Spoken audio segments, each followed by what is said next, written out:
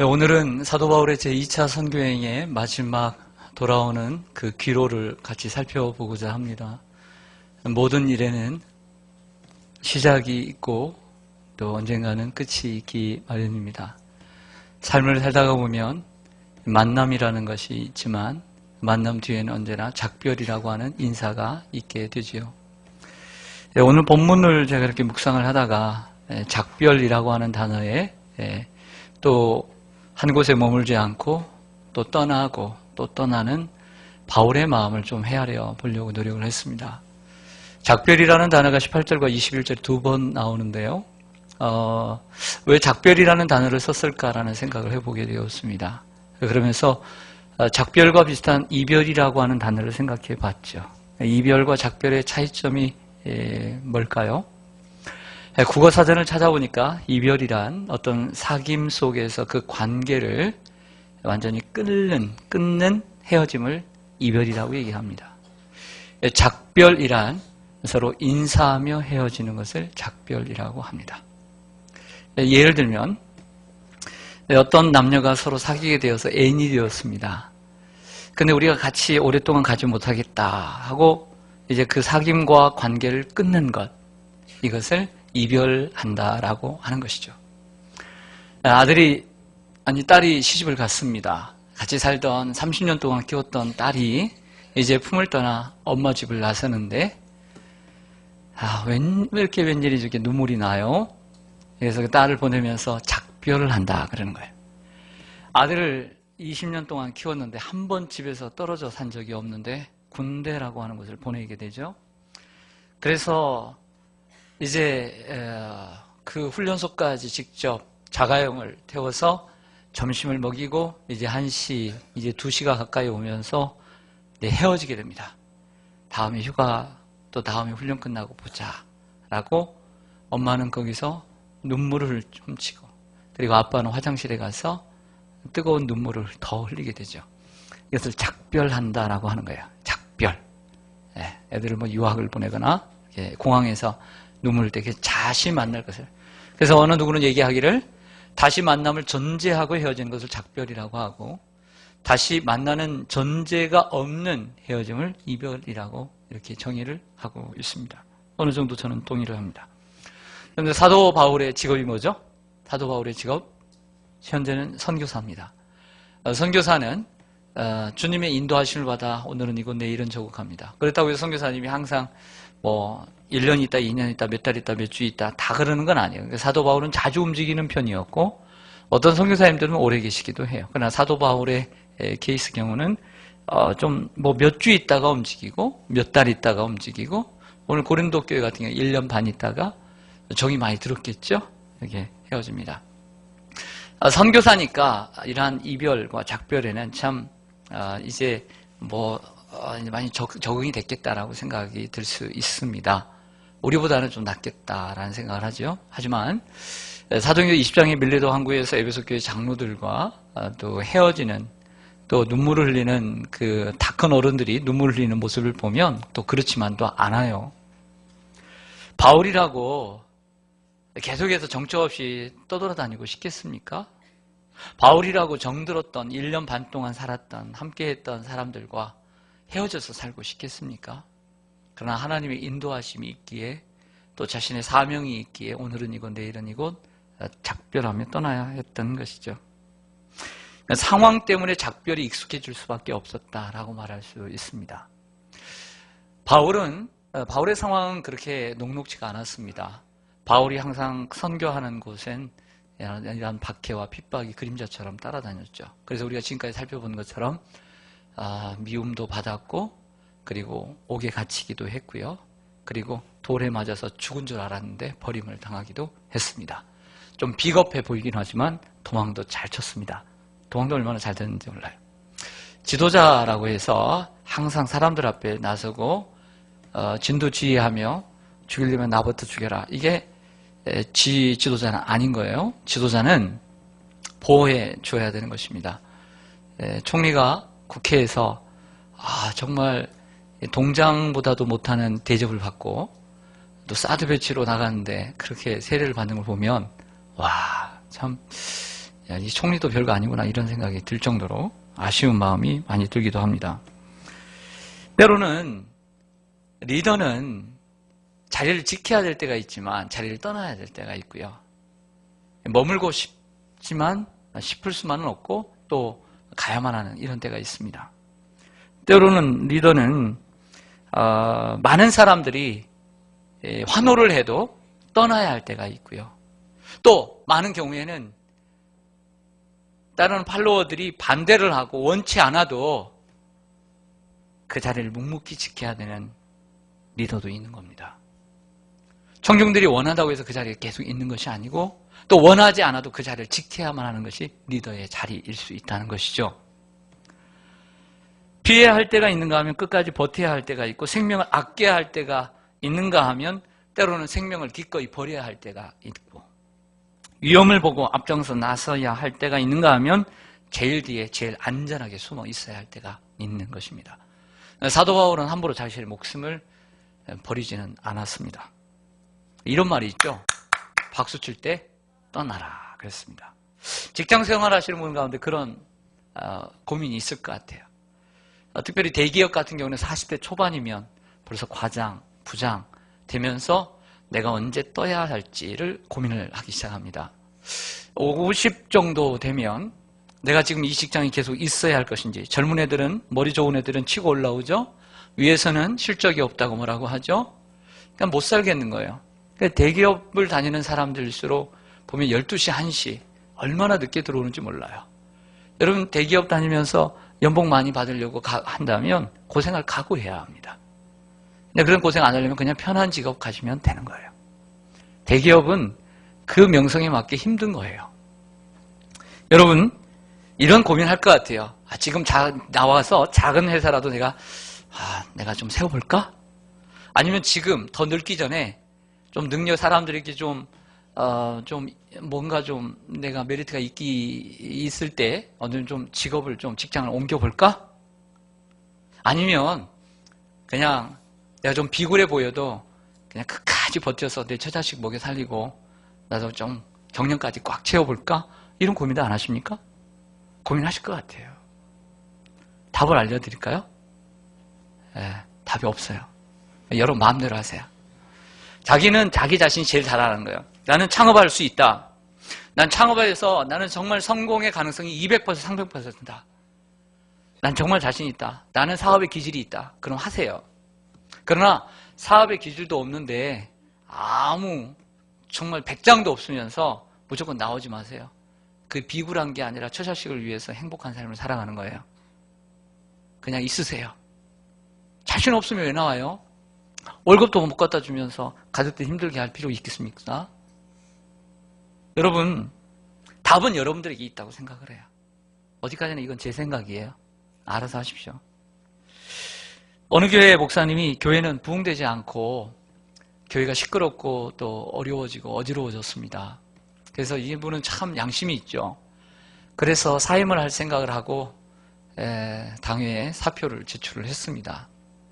그러자 선임 장로님께서 따로 만나서 얘기를 합니다. 목사님, 교회가 평안하고 또 부흥할 때도 목사님이 안 계시면 힘든데 지금 교회가 어렵고 어지럽고 힘든 상황 가운데 목사님이 안 계시면 우리는 어떻게 합니까? 목사님의 마음을 여태 헤아리지 못한 것을 우리가 뉘우칩니다. 기영희 목사님 고생하시는 김에 조금만 더 참고 고생해 주십시오. 저희들이 그동안 너무 무심했습니다. 잘못했습니다. 절대로 저희는 사표를 받을 수가 없습니다. 이렇게 만류를 했습니다. 그 나이 드신 장로님께서 눈물을 흘리면서 만류하는 모습을 보고 그리고 그냥 사표를 제출할 수가 없었습니다. 그래서 머물러 있기로 했습니다.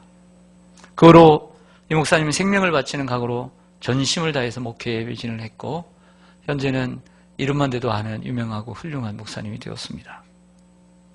교회는 점점 부흥하기 시작했습니다. 그리고 결국엔 이렇게 해피엔딩으로 끝났는데요. 이걸 통해 알 수 있는 것은 결국 훌륭한 장로님이 훌륭한 목사님을 그리고 훌륭한 교회를 만든 것이죠. 목회자와 성도들은 이러한 깊은 신뢰의 관계가 형성되어 있어야만 합니다. 그러나 20세기 말 그리고 21세기를 살아가는 우리 현재 교회는 보면 이러한 신뢰가 많이 약화된 것을 봅니다. 서로 비위에 안 맞으면 목회자는 금세 뜰 생각을 하고 그리고 성도들은 내쫓을 생각을 합니다. 교회가 좀 어려우면 목회자를 쫓아낼 생각부터 하고 다른 목사님을 우리 교회가 못 모실까 하고 더 좋은 목사님 모실 생각부터 하는 것이죠. 어떤 목회자는 몸담고 있는 교회에서 희망이 안 보인다면 내가 남은 평생 이런 성도들을 데리고 목회를 한다는 것이 내 자신이 너무 아깝다라고 생각을 하고 어떻게든지 떠날 생각을 하는 목회자도 있습니다. 그래서 이 핑계 저 핑계를 대며 교회를 떠나는 일도 있죠. 우리 주위의 교회들 한번 보십시오. 교회들이 어떻습니까? 교회 목회자와 성도들의 교회의 관계가 그 신뢰의 구도가 얼마나 견고하다고 생각하십니까? 네, 그렇게 긍정적이지 않죠? 네, 이게 현실이죠? 우리가 들리는 소문을 보면. 하지만 그래도 저는 이렇게 생각합니다. 아니, 희망은 있다. 왜냐하면 귀에 들리는 눈에 보이는 그런 교회들보다 묵묵히 그 환경과 그 처지를 생각하지 않고 대우를 생각하지 않고 하나님의 사명을 따라서 몸담고 사역을 다하는 목회자들이 참 많이 있고요. 성도님들 중에는 그럼에도 불구하고 그 목회자의 신뢰관계 속에서 열심을 다하는 이러한 훌륭한 성도님들도 아직도 많이 있기 때문에 과연 희망이 있다라고 저는 믿습니다. 사도 바울이 1년 반 동안 사용했던 고린도를 떠나 겐그레아는 고린도에서 동쪽으로 소아시아 쪽으로 10km 떨어진 항구 도시인데요. 거기에서 이제 서원을 해서 머리를 깎고 그곳에서 다시 배를 타고 에게해를 지나 소아시아 에베소에 가게 됩니다. 그런데 이 겐그레아는 여러분들 들어본 데가 한 군데가 더 있죠. 어디냐면 로마서 16장 1절 마지막 장에서 인사를 할 때 겐그레아 교회 여집사 베베를 너에게 추천하노니, 정말 그는 교회를 위해서 헌신한 사람이라고 칭찬하지 않습니까? 그 여집사 베베가 있던 그 지역이 바로 겐그레아입니다. 그러면 겐그레아에서 무슨 일이 있었느냐? 사도 바울이 거기서 일찍이 서원이 있었으므로 거기서 머리를 깎았다라고 했습니다. 여기에 서원이란 약속, 프라미스, 맹세라는 뜻입니다. 내가 하나님 앞에 구별하여 드리는 거죠. 이것은 민수기 6장 1절에서 12절을 근거로 하는데요. 이런 겁니다. 이 서원은 나실인의 서원입니다. 따라서 하겠습니다. 나실인의 서원. 이 나실인의 서원이라는 것은 뭐냐면 이스라엘의 12지파 가운데 하나님 앞에 구별된 지파는 레위 지파인데 레위 지파를 뺀 나머지 11지파 사람들 가운데 하나님 앞에 내가 자신을 드리고, 근데 그 일정한 정한 기간이나 혹은 종신토록, 종신도 가능한데 그 기간 동안 내가 하나님 앞에 성별해서 드리겠다라고 하는 이러한 서원을 나실인의 서원이라고 얘기를 합니다. 나실인의 서원은 3가지 규칙을 그 기간 동안 지켜야 되는데, 첫째는 부정한 것을 가까이 먹지 말아야 합니다. 그 중에 하나는 포도주를 가까이 하지 말아야 합니다. 두 번째는 서원하는 기간 동안은 남자라도 머리를 깎지 않고 서원이 끝난 후에는 머리털을 깎아서 그 머리털과 함께 하나님 앞에 드리는 제물과 함께 그 머리털을 불살라서 하나님 앞에 헌신의 표시로 드려야 합니다. 세 번째는 부정한 것을 가까이 하지 말아야 합니다. 그래서 그 기간 동안 부모와 형제가 죽어도 그 장례에 참석하지 못하게 되어 있습니다. 이게 나실인이 지켜야 될 3가지 이러한 규칙인 규범인데요. 그런데 오늘 말씀을 자세히 보면 일찍이 서원이 있었으므로 겐그레아에서 머리를 깎았다라고 했습니다. 사람들이 오해하는 것은 이 겐그레아에서 서원을 했구나, 나신의 서원을 했구나 하는데 그게 아니라 일찍이 서원을 했다는 겁니다. 즉 선교 도중에 서원을 했거나 아니면 제2차 선교행을 시작을 하면서 하나님 앞에 나실인의 서원을 했던 바울이 도착을 해서 그 기간 동안 이 3가지를 다 지키고 살았다는 것이죠.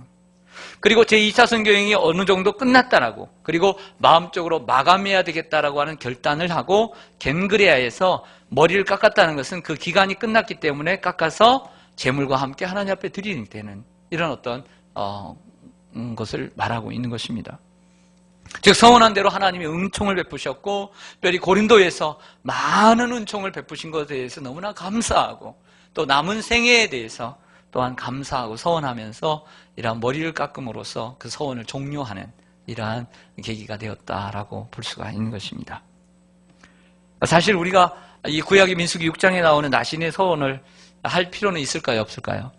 없습니다. 그대로 지킬 필요는 없어요. 이 세 가지. 그러나 21세기에 우리의 나름대로의 나시린의 서원, 나시린의 헌신, 나시린의 이러한 어떤 절제의 삶을 살 필요가 있습니다. 단순히 목회자에게만 필요한 것이 아니라 예수님의 제자로서 살아가는 우리 성도들에게도 이러한 나시린의 서원이 필요한 줄로 믿습니다. 왜 목회자만 필요합니까? 목회자와 성도들은 별로 차이가 없어요. 여러분들이 제사장이에요. 만인 제사장이고 왕 같은 제사장이라고 베드로가 얘기하지 않습니까? 여러분들과 저의 차이에 구분점을 두지 말고 제가 강조하듯이 여러분들과 세상 사람들과의 차이에 구분점을 둬야 되는 거예요. 근데 자꾸 목회자와 사이에서 장애물을 두려고 그래요. 그러면 안 돼요.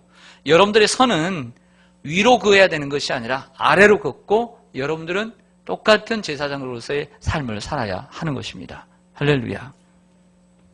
사랑하는 여러분, 여러분들이 기나긴 인생을 살아가면서 그리스도인으로서 예수 그리스도의 제자로서 어떻게 한 번쯤은 이러한 나신인의 서원과 같은 서원을 하나님 앞에 드려야 되지 않겠어요?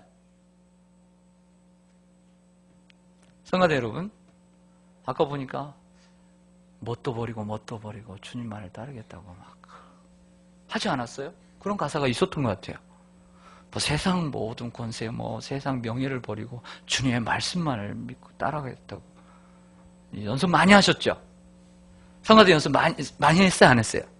했지요? 연습도 안 했어요? 많이 불렀어요? 안 불렀어요? 그래서 이거 생각이 났어요? 안 났어요? 이거 다 버리고 주님의 말씀만을 따르겠다라고 고백했죠? 여러분들을 고백했어요. 얼마나 아름다워요. 고백했잖아요. 우리 인생의 가운데 언젠가는 그 한순간 정해진 시간 아니면 종신토록 이런 서원이 있어야 되지 않겠습니까? 우리가 3, 4년 만에 임직식을 하는데 임직자에 선출이 되어서 임직식을 하고 권사가 되고 안수집사가 되고 장로가 되고 특별하게 기름 부음을 받아서 하나님 은총 속에서 받았으면 좀 더 내가 내 평생에 하나님 내가 이렇게 권사가 될 줄 몰랐고 내가 안수집사가 되다니 내가 장로가 되다니 하나님 이 은혜 너무나 감사한데 내가 일정 기간 하나님 앞에 이렇게 드리겠습니다. 아니 내 평생에 하나님 교회를 위해서 내가 살겠습니다 라고 하는 이러한 종신 서원이 있어야 되지 않겠어요? 할렐루야. 이제 내가 임직자가 되었으니 이리저리 떠돌아다니지 말고 않게 하시고 뼈를 묻는 마음으로 하나님 내가 이 교회에 몸을 담고 교회를 위해서 살겠습니다. 이런 마음이 있어야 되죠. 하나님 내가 기간 동안 내가 새벽 기도를 하겠습니다. 아니 요즘은 7일도 다 안 하고 5일밖에 안 해요. 새벽 기도 하겠습니다. 내가 주님 술 담배 끊겠습니다. 술 담배 좋아했던 술 담배 와이프보다도 마누라보다도 좋아했던 술을 좀 끊겠습니다. 이래서 서원도 해야 되지 않겠습니까? 내가 죄를 지어야 되는 죄를 질 수밖에 없는 그런 장소 이제부터 피하겠습니다. 네. 이런 서원. 내가 성금요일 날은 내가 금식을 하겠습니다. 내가 여름 휴가 때는 꼭 기도원에 올라가 하나님 앞에 내가 3일 동안 내가 드리겠습니다. 라고 한다든지 시간을 내어서 하나님 앞에 드린다든지 어떤 그런 서원 또한 이 시대의 어떤 나시린의 서원이 아닐까 이런 생각을 하게 됩니다. 20세기 말의 영성가인 니카라과의 에르네스토 카르데날 추기경은 이렇게 말을 했습니다. 오늘날과 같이 천박한 자본주의적 소비주의 체제 하에서는 신앙을 유지하기 위해서라도 모든 그리스도인은 수도사가 되어야 한다. 우리가 수도사가 되어야 되겠다라고 하는 생각, 그런 마음가짐을 가지지 않고서는 이 시대에 우리가 그리스도인으로서 신앙을 지키기가 어렵다. 이런 말을 하는 것입니다. 사랑하는 여러분, 내가 이제 교회를 위해 살고 내가 이제 예수를 위해 살겠다라고 하는 전 인생의 기나긴 수십 년의 인생 가운데 그 한 번 정도는 하나님 앞에 나시린의 서원으로서 일정한 기간 동안 내가 교회를 위해 살고 또 교회를 위해서 기도하고 또 일정 기간 동안 내가 예수를 위해서 살겠노라고 이러한 서원의 기간이 필요하리라고 믿습니다. 적어도 이런 서원이 있어야 하지 않겠습니까? 그래야 그 사람을 그리스도인이라고 말할 수 있죠. 지난주 수요일에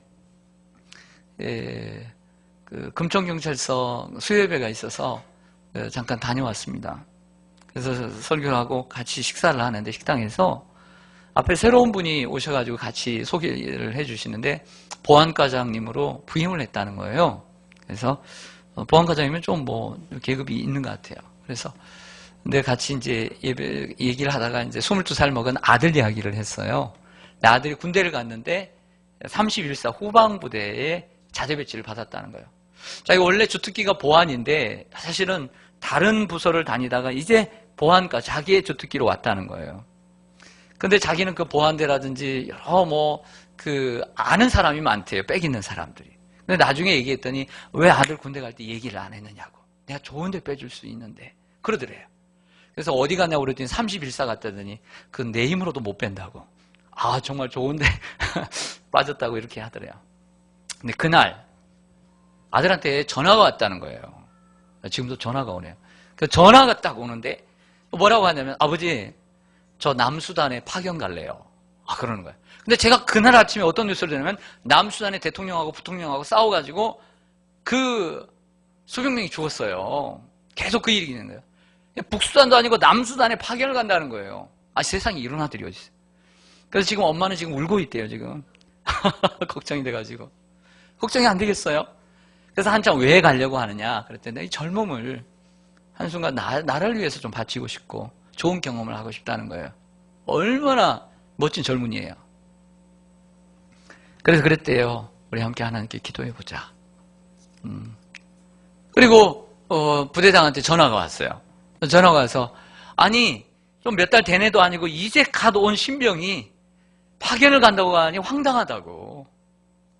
그래서 애가 이상한 생각을 하는 건 아니냐. 그랬더니 그렇지 않다. 그리고 지원을 하면 다 되는 것도 아니니까 기다려봅시다. 이렇게 말을 했다는 거예요. 그러면서 저에게 목사 앞에서 이런 얘기를 합니다. 뭐라고 얘기하냐면 목사님 저는 한 가지 소원이 있습니다. 우리 아들이 군대를 가서 하나님을 제대로 만나고 오는 것이 저의 소원입니다. 그러니까 아무나 할 수 있는 기도의 제목이 아니에요, 여러분. 이거 쉽게 들으면 안 되는 거예요. 아들과 함께 넌 안 돼가 아니고 우리 하나님께 기도해보자. 하나님의 뜻을 생각해보자.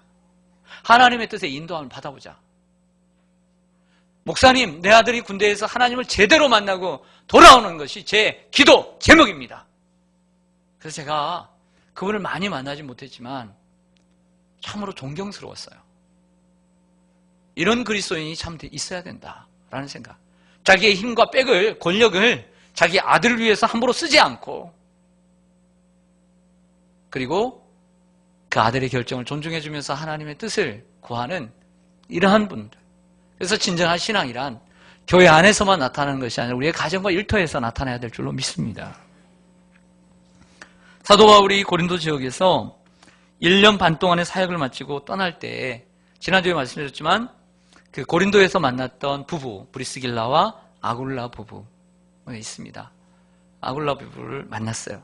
근데 이전까지는 아굴라가 남편 이름이 먼저 오더니 오늘 본문부터는 아내 이름이 앞으로 오는 거예요. 저는 솔직히 이렇게 생각해요.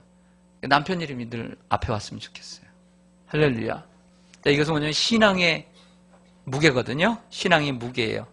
원래 바나바와 바울, 사울이 이렇게 돼 있잖아요. 근데 어느 순간 13장부터는 바울이 앞에 오잖아요.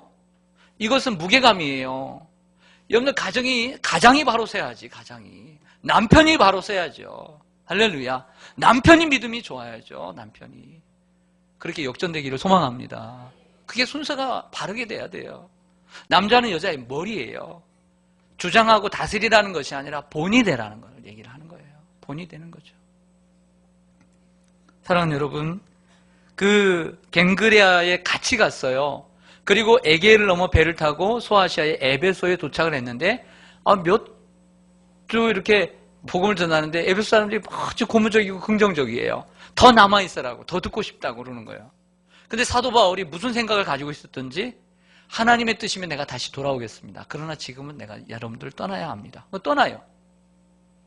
그리고 떠나고 나서 다시 지중해에 배를 타고 가이사랴에 도착을 하고 예루살렘에 올라갔다가 복음을 하고 그 다음에 본 교회인 안디옥 교회로 이렇게 내려가게 됩니다. 그런 가운데에 이 아굴라와 브리스길라를 에베소에 머물게 하고 떠납니다. 그러니까 결과적으로 2차 선교의 여행 가운데 3년 그리고 3,000km를 달려왔습니다. 그런데 그 기간 동안 이러한 동행자들이 4명이 더 늘었어요. 처음에는 바울과 실라였죠. 그리고 루스라에서 믿음의 아들 누구를 만났어요? 디모데. 그리고 도중에 주치의가 되고 그 다음에 서기 역할을 하고 나중에는 사도행전을 기록한 누가를 만났어요. 그리고 고린도에서 부부를 만났죠.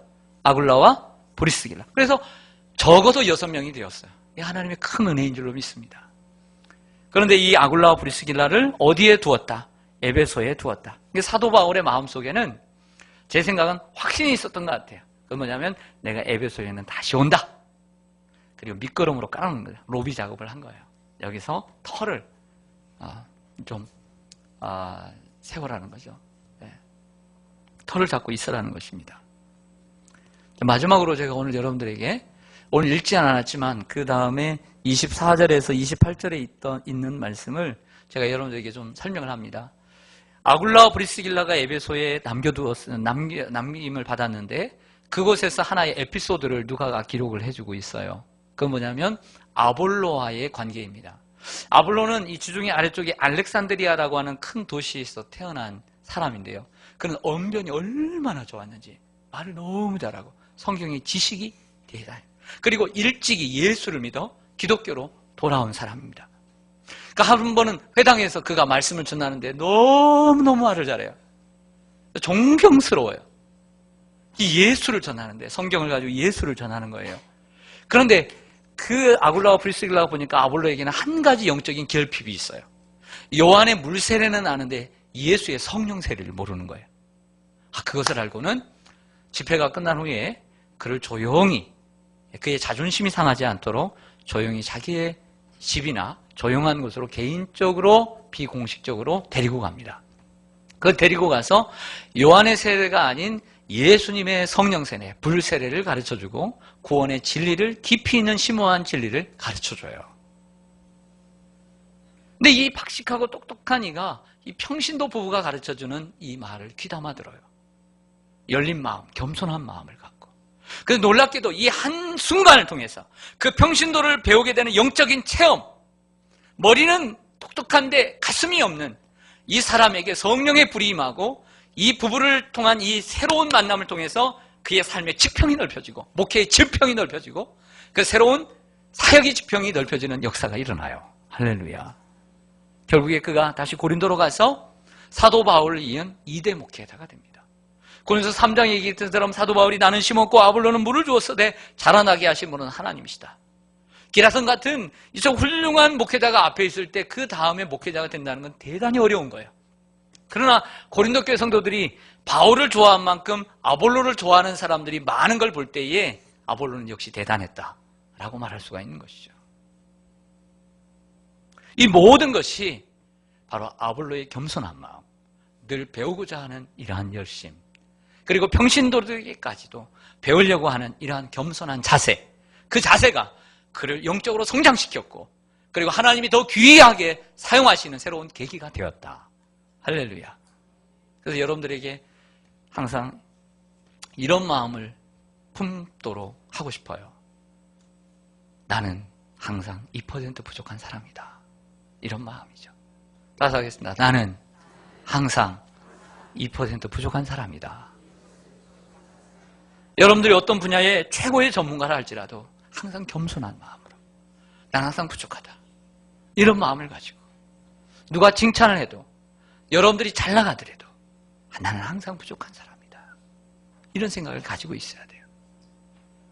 그래서 고린도전서 10장 12절에 이렇게 말씀합니다. 선줄로 생각하는 자는 반드시 넘어질까 조심하라. 선줄로 생각하면 넘어지게 돼 있는 거예요. 항상 겸손해야 돼요. 하나님은 겸손한 것도 복인데 그 겸손한 자에게는 더 큰 은혜의 복을 주신다고 했어요. 그러므로 겸손하시기를 바랍니다. 그러면 하나님께서 여러분들 크게 사용하실 줄로 믿습니다.